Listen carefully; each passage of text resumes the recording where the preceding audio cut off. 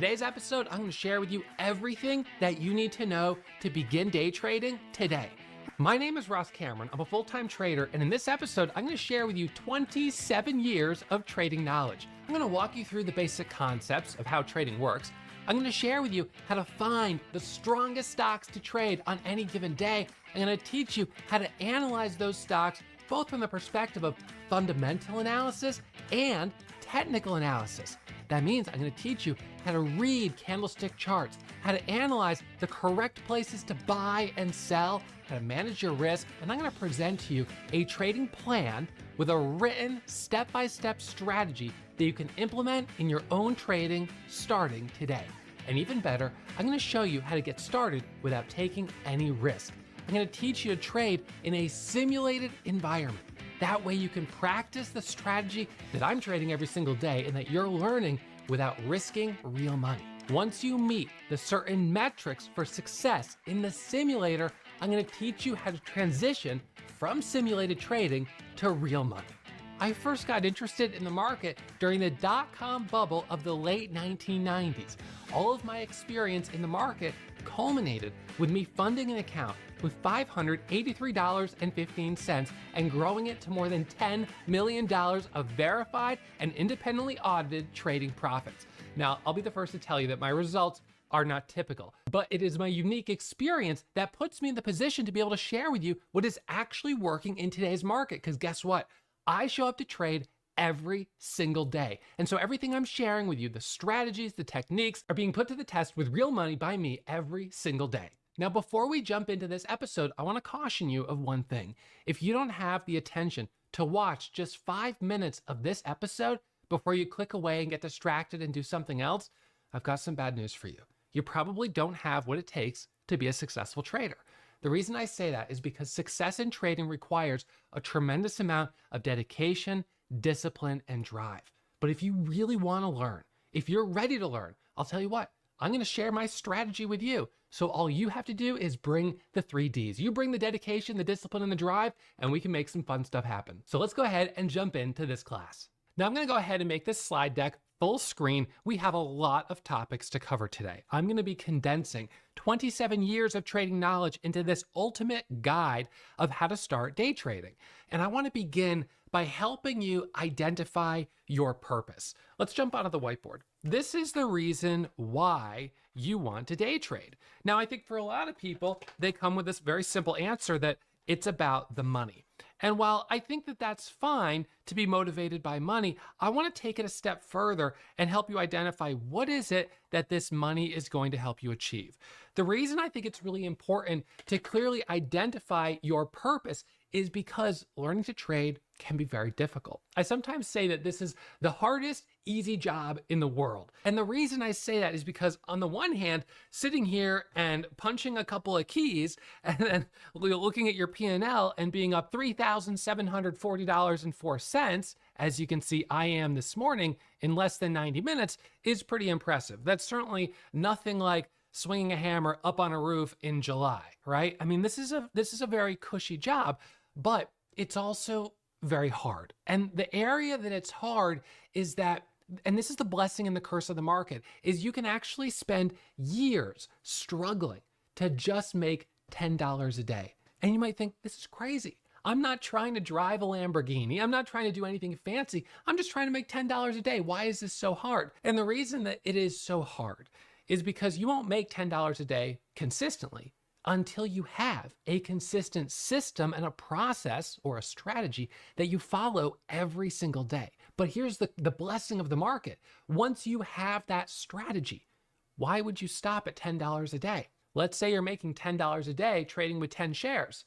You go up to 100 shares, you're making 100 a day. You go up to 1,000, you're making 1,000. You go up to 10,000, you're making 10,000, right? You start to scale your strategy up. And so through this episode, I'm going to share with you how to lay the foundation of a strategy, and I'll share with you the strategy that I think is the most consistent, and this has been in my own experience, and then how you scale that strategy up once you begin to find some early signs of success. But we have to talk about the real purpose here, because for me, what I found when I got started was that what motivated me actually was not the money. And I've known a lot of people who came into the market focused just on how much money they can make, and they end up spiraling and they blow up their account and they're gone because they're focused just on the money. What I want to encourage you to focus on is not the money, but the process. What I consider the money to be is a byproduct of a successful process. And this has step 1, stock selection criteria. Step 2, risk management. You've got rules for technical analysis. And when you follow this process to the T every single day, then profits are the byproduct. So what's going to motivate you to go through this learning curve to get to the point where hopefully you're able to produce consistency? So for me, it wasn't the money that was the motivator. For me, it was freedom. And the reason I say that is because when I got started, I had graduated college just after it was the Great Recession. So 2008, 2009, we had this Great Recession, and then we had this sort of market recovery. And I graduated into an economy where the job market was dismal. There was nothing. You couldn't find a job, even if you had a master's degree. It was very hard to find work. And I realized very early on that I couldn't depend on anyone else. In fact, my mom worked at a hospital for over 40 years before being unceremoniously laid off. They let her go.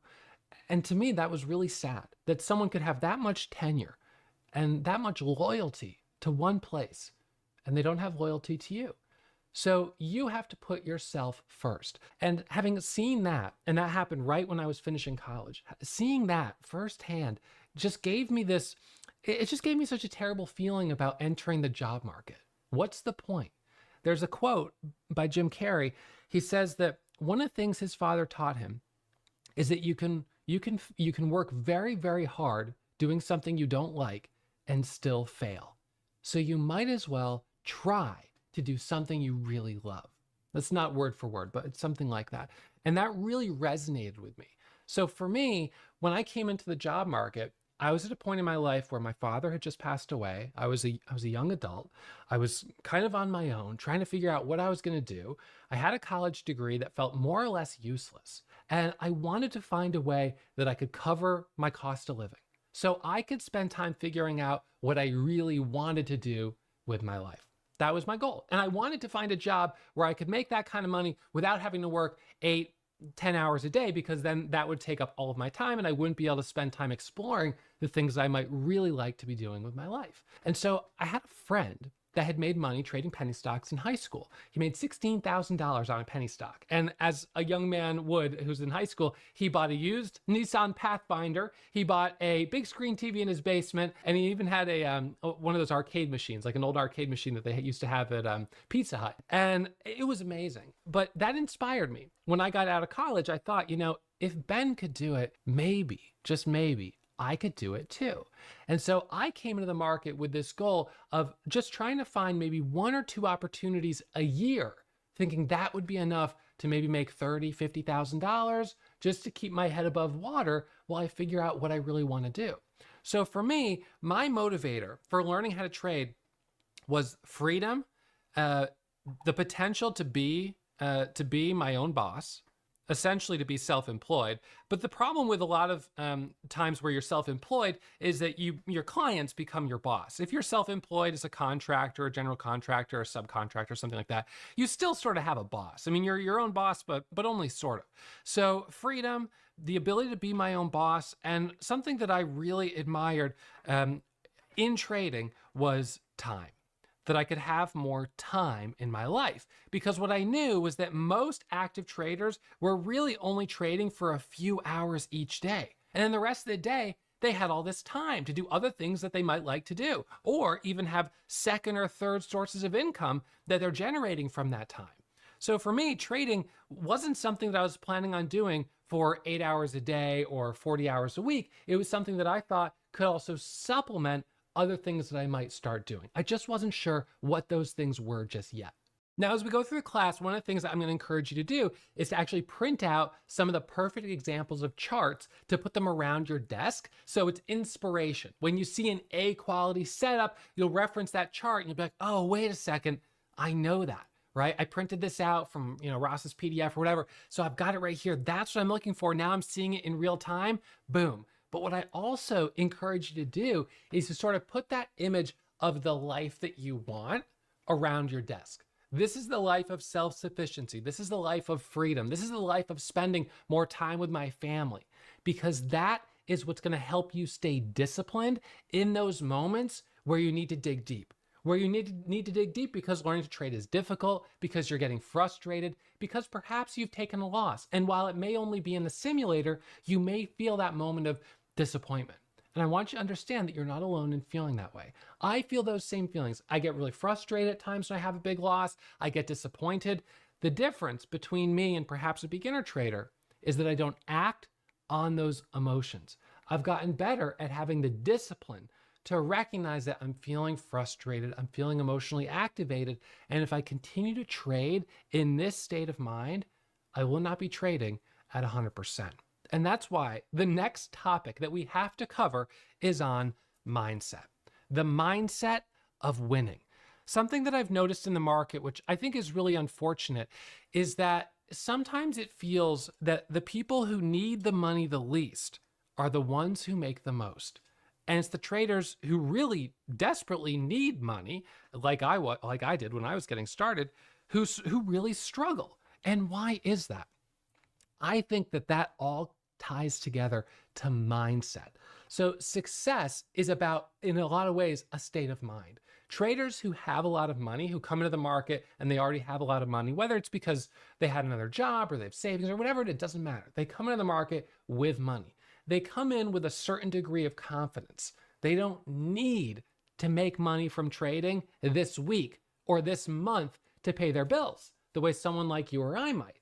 So they're able to approach trading from this place of genuine curiosity. Like, hey, if this works out and I can make some extra money trading, that's awesome. And if it doesn't work out, that's okay too. And that detachment is an emotional detachment. And it detaches you from that big emotion of anger and disappointment that comes with losing money, or from the feeling of being so elated when you make money. With beginner traders who are really tight on money, the emotional highs and lows can be really big. And here's the problem with that. We jump onto the whiteboard, you have these big highs and lows in your emotions, and what you'll notice is that this will correlate with a very erratic equity curve. So traders who experience this will have profit loss curves where they'll go up, and then they'll have a big loss, and then they'll go back up, and then they'll go back down. They'll go back up, they'll go back down, they'll go back up, they'll go back down. They'll be maybe a break-even trader. They're not making money. And it's the traders who have more of this sort of narrow band of emotional range who end up being the traders who just have this sort of, I'll do it in a different color so it's easier to read, have this kind of just nice, gradual, slow and steady, ascending equity curve. And I'll actually show you, if we look at my equity curve right now, we can just look at the last 90 days, the last 30 days, the last 90 days. It really has solid metrics, great profit loss ratio, great, has solid metrics,